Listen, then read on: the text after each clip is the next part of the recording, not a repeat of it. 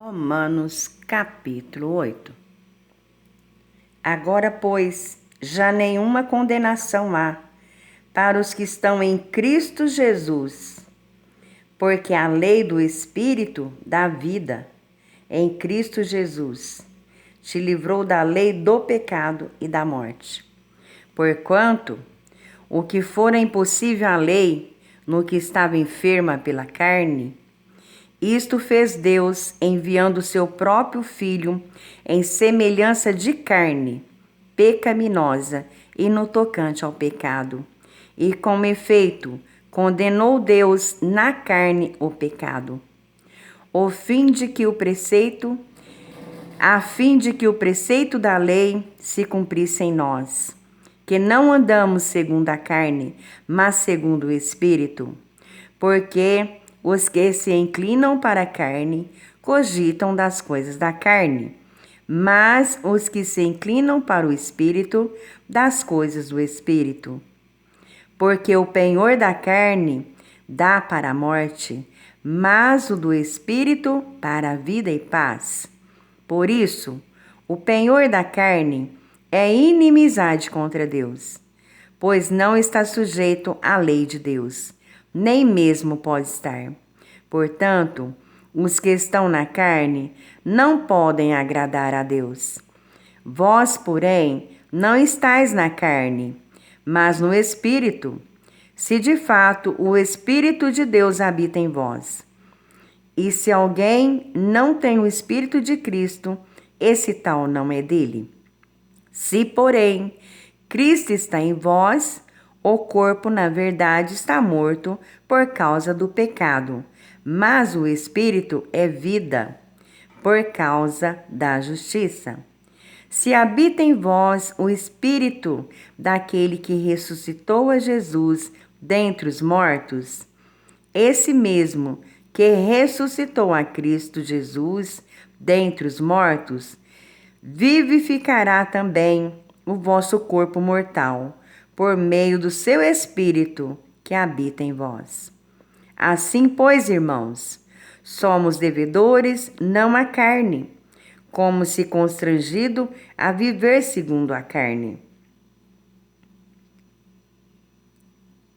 Porque, se viverdes segundo a carne, caminhais para a morte. Mas se pelo Espírito mortificardes os efeitos do corpo, certamente vivereis. Pois todos os que são guiados pelo Espírito de Deus são filhos de Deus.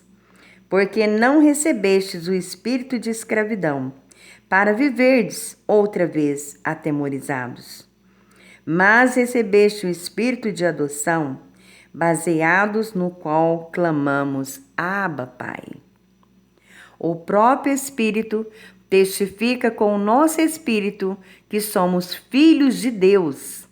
Ora, se somos filhos, somos também herdeiros, herdeiros de Deus e co-herdeiros com Cristo. Se com Ele sofremos, também com Ele seremos glorificados. Porque para mim, tenho por certo que os sofrimentos do tempo presente não podem ser comparados com a glória a ser revelada em nós.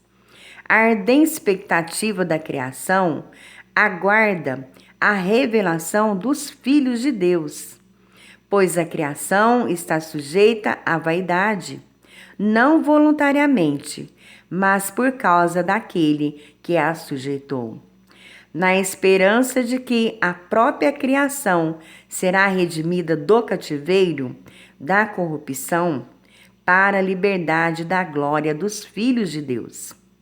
Porque sabemos que toda a criação, a um só tempo, geme e suporta angústias até agora.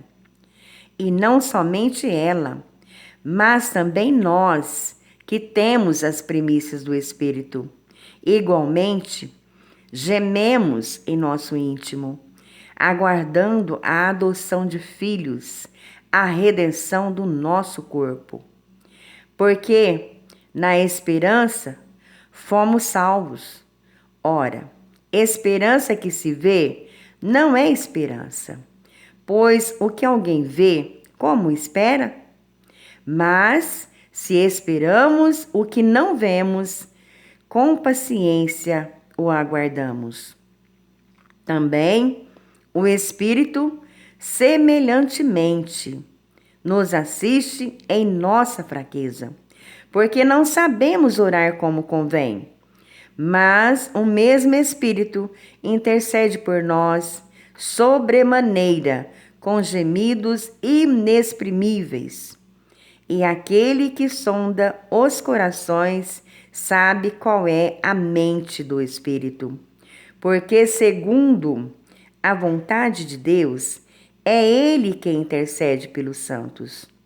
Sabemos que todas as coisas cooperam para o bem daqueles que amam a Deus, daqueles que são chamados segundo o seu propósito.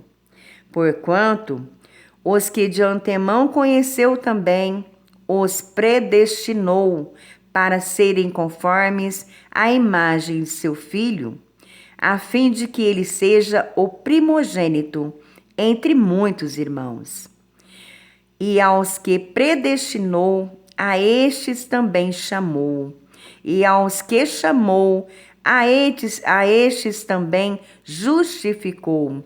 E aos que justificou, a esses também glorificou. Que diremos, pois, à vista destas coisas? Se Deus é por nós, quem será contra nós? Aquele que não poupou seu próprio filho, antes por todos nós o entregou, porventura não nos dará graciosamente com ele todas as coisas? Quem tentará acusação contra os eleitos de Deus? É Deus quem os justifica. Quem os condenará? É Cristo Jesus, quem morreu, ou, antes, quem ressuscitou, o qual está à direita de Deus e também intercede por nós. Quem nos separará do amor de Cristo? Será a tribulação, ou uma angústia, ou a perseguição, ou a fome, ou a nudez, ou o perigo, ou a espada? Como está escrito: por amor de ti, somos entregues à morte o dia todo. Fomos considerados como ovelhas para o matadouro. Em todas estas coisas, porém, somos mais que vencedores, por meio daquele que nos amou. Porque eu estou bem certo de que nem a morte, nem a vida, nem os anjos, nem os principados, nem as coisas do presente, nem do porvir, nem os poderes, nem a altura, nem a profundidade, nem qualquer outra criatura poderá separar-nos do amor de Deus que está em Cristo Jesus, o nosso Senhor.